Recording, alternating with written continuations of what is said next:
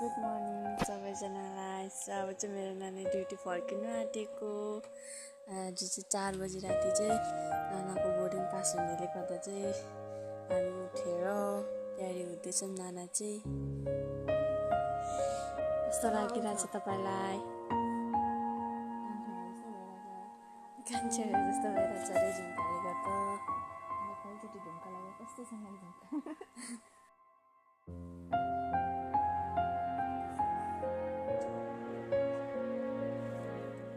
So bye bye.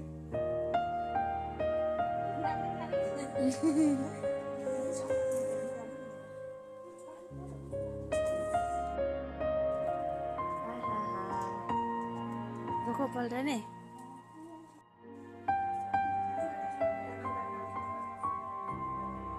उठ्न आँसु छ यति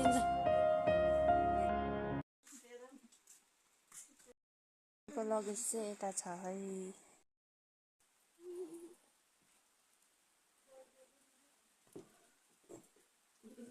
उठ न यार, कम से कम यसो दिदीलाई माया त देखाउ न। के हो यस्तो सुत्या 4 बजीको उठा उठ्ने जान्छ बाहिर